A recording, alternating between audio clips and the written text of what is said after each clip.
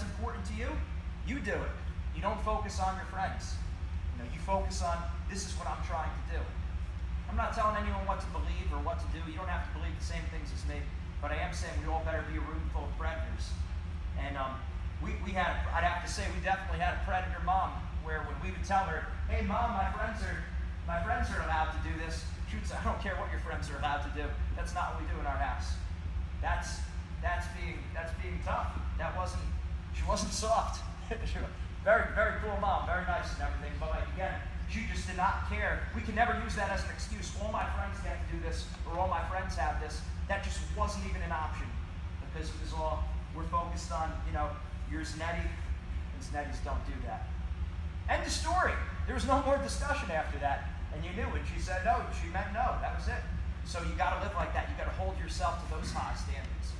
And one of the things I wanted to cover, and this is, a big difference. So I was at Rutgers for 3 years before I transferred to UPenn, and we saw this a lot, that people ask me all the time, what was the difference between Rutgers and Penn? And again, this is Rutgers with the old coaching regime. They've brought in new people since then, and obviously they've done great things. But back when I was in school, Rutgers was ranked about 50th in the country in wrestling. Penn was ranked 15th. All right, top 15 program in the country. Rutgers was, was always a very good academic school. Penn was always ranked in the top 7. All right, so everyone asks me, what was the difference between the Penn wrestlers and the Penn students and the Rutgers wrestlers and Rutgers students? How many people think it was talent? Put up a hand. Just more gifted. I know deep down in your heads, some of you are thinking these Penn kids were smarter, these Penn kids were better athletes, and I would say no. Okay, I would not say that at all. I think the Rutgers wrestlers and the Rutgers students were every bit as talented as the Penn students and the Penn wrestlers. I think the biggest difference was personal accountability. And I'm not saying this, I'm using this very general. There was obviously some Rutgers guys doing this right. There was obviously some Penn guys, I said Penn guys and girls, both of them, Penn guys and girls that were doing this wrong. But as a whole, the Penn wrestlers and the Penn students were taking personal accountability for themselves. You didn't have to push them. They weren't working hard in school, working hard in wrestling, because their parents or coaches were on their butts telling them to do it. They were driven inside. They were motivated, and they held themselves accountable. They didn't make excuses. A lot of our other guys from the other school was more like, they were thinking more, giving themselves excuses, and, well, my coach didn't make me do this, or my coach has to sign me up for the classes. It wasn't like that at Penn. So I think the biggest difference was taking personal accountability. And that's also a big part of this program. So when we talk about wrestling mindset, sure, it's to help you succeed in matches and to wrestle your best when it means the most. But it's also about getting you to grow up and become men. We could have used that a lot too. Making less excuses, living like predators, taking that personal accountability. So we have exercises and worksheets that address that directly, straight through the whole thing. Prey mindset, more stuff. We look up the guys' rankings. We look at their seedings, the predictions. A lot of guys read the paper, probably check your common opponents on track wrestling. That's BS. That's going to mess you up. And I've seen that screw up more kids than you can imagine. And parents and coaches, that'd be a big thing. Stop talking about rankings or records. I'm guilty of it too. I did it with my younger brothers. I didn't know any better. Now we all know better. So let's stop as a group talking about those kind of things. It doesn't matter if your son lost to this kid 8-3 and he lost to that kid 5-2 and he beat the other kid 6-1. We've all played these mental gymnastics. I've done it. I was the poster boy for this in high school. So I don't want you to think I'm talking down to anyone in this group. I went through these same exact things and made all these mistakes. So it's very easy to see what not to do. Don't do that. Making matches into a big deal. Well, the reason why we wrestle a lot better in practice is because in practice, usually we tell ourselves, this doesn't count. I have nothing to lose. Just be aggressive. Try moves out there. Does that sound about right? Correct me if I'm wrong. I don't want to put words in your mouth here. I have nothing to lose. This doesn't count. Try moves.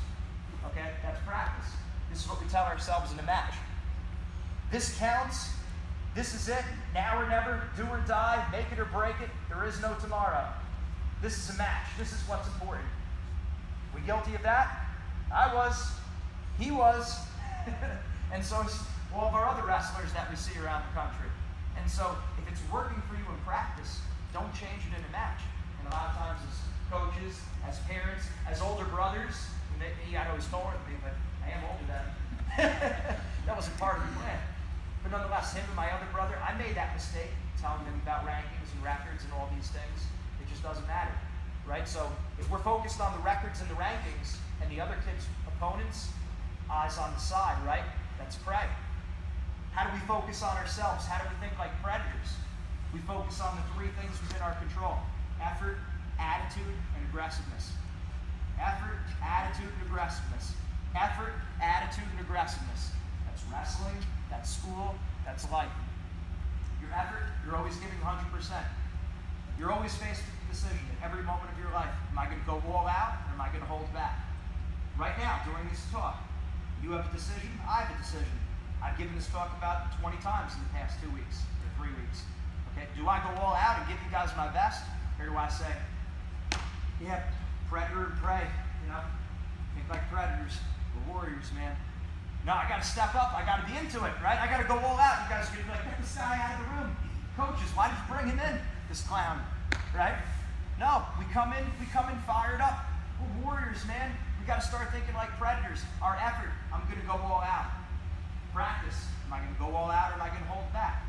In school, teachers going up, maybe your boarding class. I get it, I was there before. Are you going to go all out, or are you going to hold back?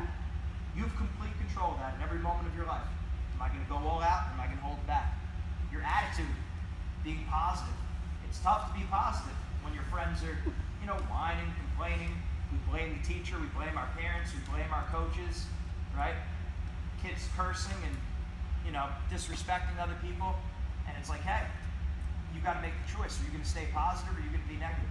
Directly under your control. You could be having a horrible day. I'm not saying you're not going to have bad practices. You are. You're going to do bad at some tests. You're going to, the girl is going to break up with you. All these kind of things. Bad things are going to happen, and you get to choose, am I staying positive or negative? It's not easy to be a positive thinker. So it's tough. It's not just like, oh, hey, let's all think positive and everything's good. It's going to be very tough to think positive. But that's completely under your control. You lose a match. Let's say you thought you were going to win the tournament. You get knocked into the wrestlebacks. Do you quit on yourself and just keep losing all the rest of your matches? Or do you say, you know what? Get the next best thing. I'm coming back and I'm taking third. It takes a lot of mental toughness. So being that positive thinker. And your aggressiveness. Being aggressive. That goes wrestling, school, and life. If you're having problems in history, you better be going to your teacher. You be the aggressive one. Don't rely on your parents or your coaches. You get in there and say to the history teacher, can I do any extra credit? Can I come in early? Can I stay late? Can you review my paper before I turn it in? Does that make sense? See how that's being aggressive? And the same thing with wrestling. If I step on the mat and I'm thinking, watch his double leg, is that predator or prey? Prey. Why? Because who am I thinking about, me or him? Right. I'm thinking about what he's going to do to me. How many of us are guilty in a match, thinking too much about what my opponent's going to do to me? Watch his cradle, watch his sweep single, watch his legs. How many guys? Show of hands. I'll put up 2 for myself because I know I'm thinking too much. I gotta watch this guy's fireman's carry. Put him down. Watch his fireman's carry. Watch his fireman's carry. And I'm sure parents were guilty of doing this. I'm guilty of doing it to my brothers when they let me beat it. But we just got to know that usually doesn't help. Okay? It's good to cover it in practice, but before the match day, we don't want to be thinking about that. Focus on what you're going to do.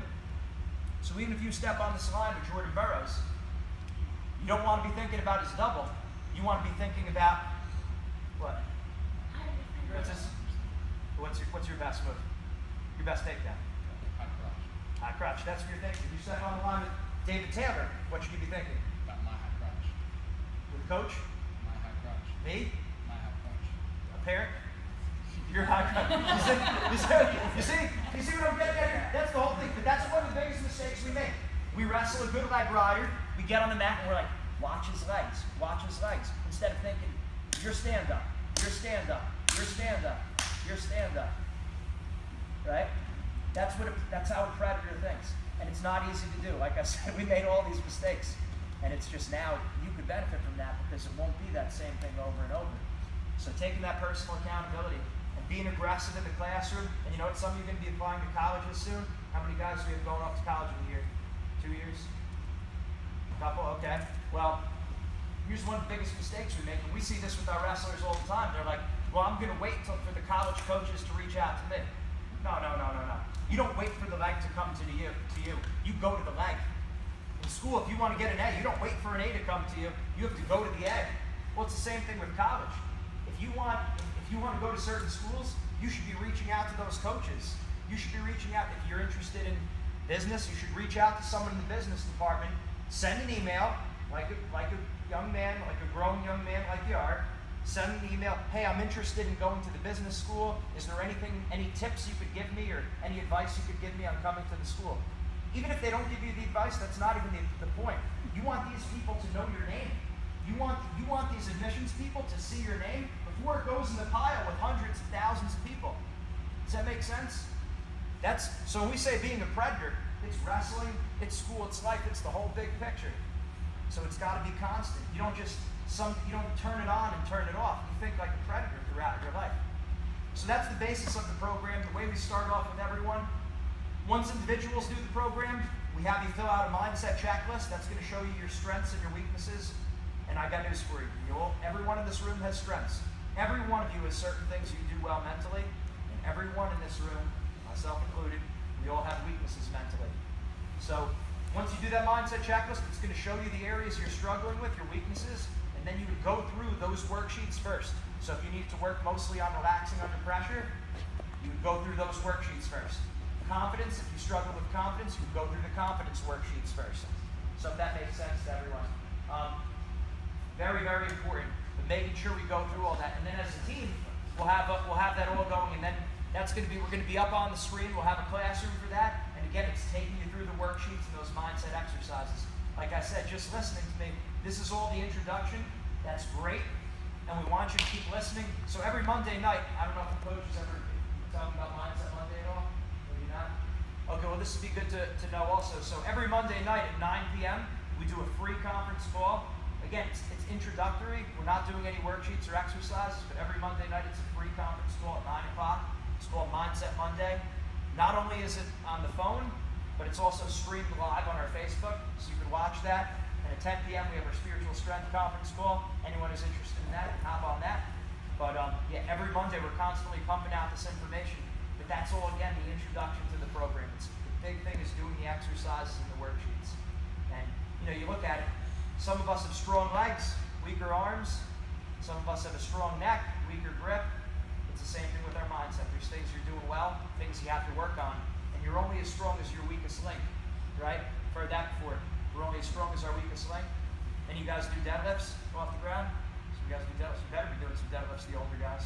All right, well, for our deadlifts, our hamstrings, our glutes, and our lower back. If my lower back's weak, I'm not going to be able to pull up as much. My hamstrings and my glutes can be very strong, but I'm going to be weakened by my lower back. I'll never get up the weight that I could really do. It's the same thing with wrestling. We might be very mentally tough. We may be highly motivated. And if we're struggling with confidence and relaxing under pressure, that's our weakest link. That's going to keep slowing us down. And what's the definition of insanity? Doing the same thing over and over again and expecting different results. So the point is, we have to work on the problem. We have to fix the problem. Don't just keep repeating the same thing over and over. Again, if we're looking at the best wrestlers, the best athletes, the richest people in the world, the most successful people in the world, the happiest people in the world, you're training hard and smart. You can't just say to yourself, come in the room, I'm just going to keep working hard. Yes, keep working hard. And in fact, work harder. But the point is, make sure you're working smart also. You've got to be working hard and smart. Because there's a lot of teams out there, there's a lot of individuals just like you guys. And how do you separate yourself from the pack? Getting as much out of yourself as you can. And the wrestler who knows how to bring their best performance out will beat the wrestler who consistently underperforms, even if they're the same level. They might be the same in the practice room, and then you go in a match, and the one guy beats him every time, because mentally he's got it right. You can see many wrestlers who are successful that aren't very physically strong, but there's no really great wrestlers who aren't very mentally strong. And that also goes with students. That also goes with people in business. You have to be mentally tough. You got to be strong.